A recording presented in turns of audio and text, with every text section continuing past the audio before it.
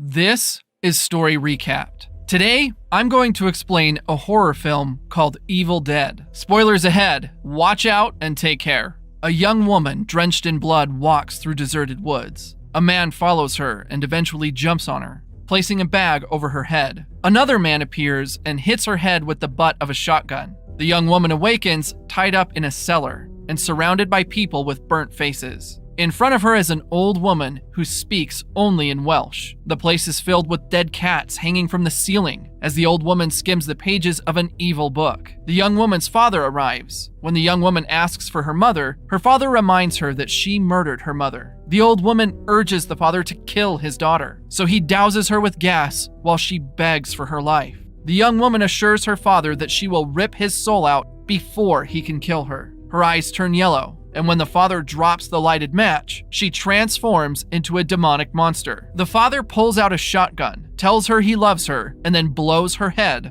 off her shoulders. In the present day, a car arrives at a peaceful section of the woods, where an old cabin is located. As soon as David exits his car, Olivia greets him with a hug. Olivia then meets David's girlfriend, Natalie, who recognizes Olivia as David's nurse friend. Eric welcomes David and tells him that his sister Mia is waiting for him in the back. David finds Mia smoking a cigarette while sketching the cabin. Mia tells him she didn't expect him to come. He compliments her, but she doesn't buy it. David's dog, Grandpa, runs to Mia, easing the tension between the two. David hands Mia a necklace, claiming that it will protect her and make her strong. Mia asks him to promise to stick with her until the end, and David agrees, crossing his heart. A little later, Mia, a recovering drug addict, gathers David and their friends to witness her promise not to use again. She tosses her stash into the well in front of everyone, intending to quit for good and go cold turkey. Upon entering the cabin, Mia complains about the scent inside. David wonders if teenagers trespassed inside since the lock is broken. Mia heads into a room filled with their old pictures. When David enters to turn on the power switch, Mia recalls her mother lovingly, while David avoids talking about her. Still, Mia brings up their mother's last days at the hospital, where David couldn't visit her because of his work. Mia thinks he was lucky not to have seen their mother suffer. Later that day, Olivia informs David that this is not the first time Mia attempted to quit drugs. She tells him not to let her leave the place this time to prevent her from overdosing like the last time. When Mia tried to quit the first time, she lasted 8 hours before relapsing and overdosing. She was clinically dead, but was revived by the doctors. If it happens again, Olivia worries that Mia wouldn't survive this time. That night, Mia's withdrawal has her screaming and complaining about how the cabin stinks. Olivia calms her down and assures her they're all here for her. The following day, Olivia injects Mia with a sedative, but Mia continues to complain about the foul smell that no one else notices. Grandpa sniffs the floor and removes the rug, revealing a door leading to a cellar. Blood is splattered over the floor. When David and Eric enter the basement, they discover that the smell is coming from rotting animal corpses. They also find a book wrapped in barbed wires. Later that day, Mia wanders outside in the rain. At the same time, Eric opens the book's cover, which is inscribed with warnings like, "Leave this book alone," and "Do not dare to read this book." Still, Eric goes through it and comes upon a page with words blocked out and a warning not to talk, write, or hear what's in it. This only makes him more curious, so he starts reading.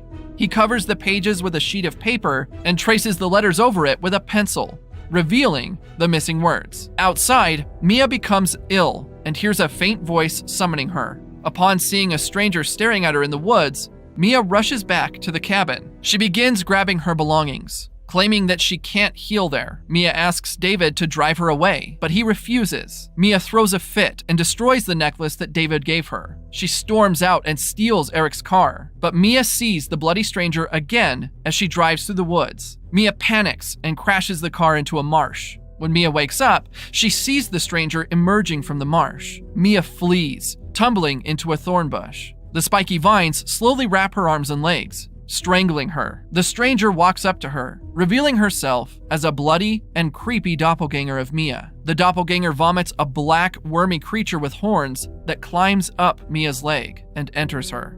Later, David and Olivia discover her after hearing her screams. Back in the cabin, Olivia tends to Mia's wounds. She believes Mia was attempting to harm herself just to get out of the woods. Worried, David checks on Mia in her room, where she tells him that there is someone else with them in the room. David wonders if Mia was losing her mind due to the withdrawal. When he leaves, Mia sees her doppelganger in the mirror, vomiting more blood. The following day, David cleans up the basement. As he throws the garbage outside, he notices blood on the ground. David follows the trail and finds Grandpa in a hole beneath the floor of the shed. David pulls him out of the hole, but he's too late. David hugs Grandpa, thinking that Mia harmed him. David rushes back into the cabin to confront Mia, but she's in the shower. She raises the temperature of the water until it's boiling, and her skin begins to burn. David breaks the door and finds Mia sitting on the floor with burns on her body. David immediately drives her to the hospital while Mia sits on the passenger seat, with her mouth frothing. Unfortunately, the roads are flooded,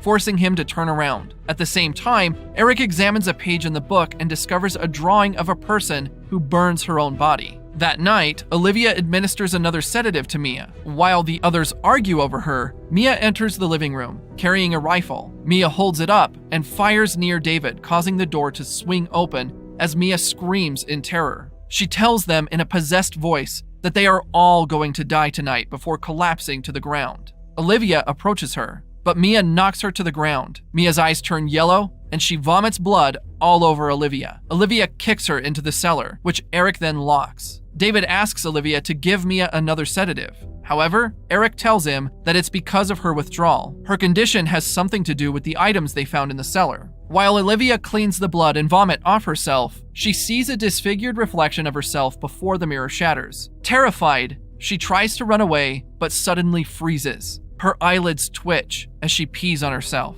The evil book next to her opens to a page depicting a person with a skinless face holding a knife in one hand while the other holds the peeled skin. Eric then enters the bathroom and finds Olivia cutting the flesh from her cheek, using the broken glass. Terrified, he stumbles backwards but slips on a piece of skin. Olivia stabs him in the chest using a glass shard, then stabs his face using a syringe. Eric's glasses and his hands shield his eyes from her attacks. Eric manages to get up and pushes Olivia away from him, hitting her head into the sink. As he removes the needle near his eyes, the deranged Olivia crawls towards him, prompting him to smash her head with the sink. Later that night, David tends to Eric's wounds. He requests Natalie to bring a jug of water and sugar for Eric. Eric reminds her to avoid Mia and confesses to David that it's all his fault because he read the passages from the book. Eric believes that it released an evil spirit that urges them to kill. Meanwhile, Natalie enters the living room and discovers that the cellar door is open. Mia is still down there, weeping and pleading for assistance.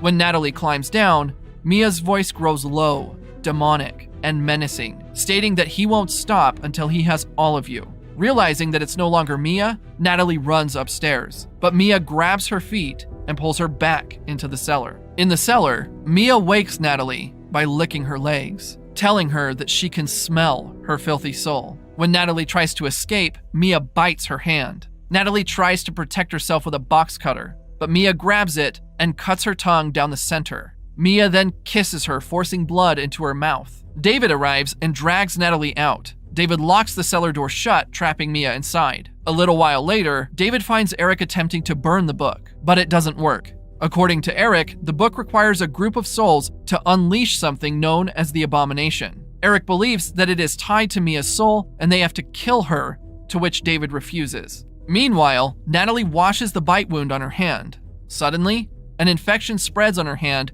as it bends and appears to burn inside. She spots an electric knife and attempts to cut her arm, but Mia peeks from the cellar and tells Natalie not to chop her arm off. Still, Natalie cuts her arm to stop it from invading her body. As her arm falls off, David and Eric arrive, while the possessed Mia laughs wickedly underneath as if she provoked Natalie to cut her arm. Later that night, Eric tells David that there are 3 options to end it: bury Mia alive, dismember her, or burn her alive. He taunts David for refusing to do any of these things. Suddenly, they hear a disturbing sound. Natalie enters the room with nails in her head. She pulls out a nail gun and fires at Eric. As Natalie chases Eric, David stumbles upon her, shifting Natalie's fit onto David. David goes for the rifle, but Natalie strikes him with a crowbar. Eric shoots Natalie with the nail gun, diverting her attention back to him. She then proceeds to beat Eric with the crowbar. David blasts her hand off with the gun before she deals a fatal blow. Natalie then returns to her senses and crawls to David, mourning for herself. She dies in David's arms. Finally, David decides to burn down the cabin, while Mia is still inside. He carries Eric outside and pours gasoline on the floor. Before he can drop the lighter, Mia begins singing a lullaby that their mother used to sing, convincing David not to kill her. A bolt of lightning strikes a tree outside, lighting it on fire. He devises a new plan. He takes 2 syringes and digs a hole outside. Once he's ready, he enters the cellar with a sedative in hand. However, Mia is nowhere to be found. He searches further until Mia appears and attacks him. Eric intervenes and strikes Mia with a crowbar, knocking her out. David approaches him, but Eric soon succumbs to his injuries. David drags the unconscious Mia outdoors with a sack over her head. While burying her alive, Mia wakes up in her normal voice. Mia begs for her life, but he ignores her. She then starts guilt-tripping him about their mother and tells him that he will soon see her in hell. Still, David proceeds to bury her and then prays for her. He apologizes for his shortcomings when suddenly the fire on the tree goes out. David digs and pulls Mia out from the grave. He grabs a car battery attached to syringes and inserts them into Mia's chest. He attempts to resuscitate her, but it doesn't work. He sobs as he covers her body and walks away. All of a sudden, Mia calls his name and approaches David.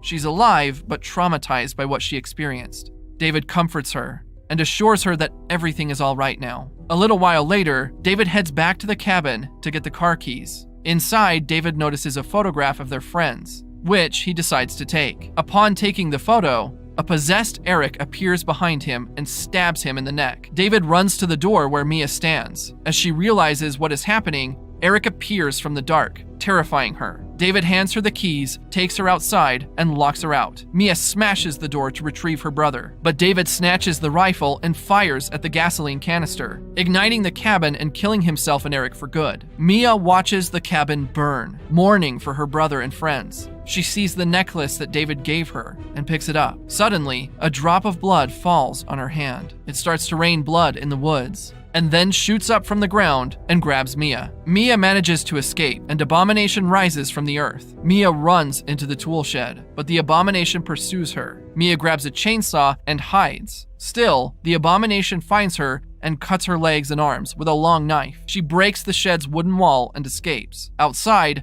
Mia hides beneath the Jeep and chops the Abomination's legs with a chainsaw. When Mia tries to flee, the Abomination flips the Jeep, making it land on Mia's arm. As the Abomination crawls towards her, Mia pulls herself free by cutting her arm off. With a broken arm, Mia splits the Abomination's body in half with her chainsaw. Mia stands as she watches its body sink back into the ground. The bloody rain stops, and the sun rises. Mia grabs the necklace and walks away, curse-free, but alone. Meanwhile, the book lies outside the cabin, ready for its next victims. As the book dictates, the Abomination needs to take 5 souls to be fully unleashed. David successfully cleansed Mia's soul by burying her alive, but his and Eric's deaths completed the 5 souls that the Abomination possessed, therefore unleashing it into the world. Since Mia's soul was cleansed, it needed to complete the ritual by killing her. Mia overcomes her fears and defeats the Abomination in its incomplete form. Yet, the book remains, waiting for another set of people to be sacrificed to it. This is all for Story Recap for today. Subscribe to watch more videos like this. Tell us in the comments if you want us to recap your favorite movie. Watch other of our videos showing on the screen and leave a like because it helps the channel. And I would see you in the next video. Goodbye.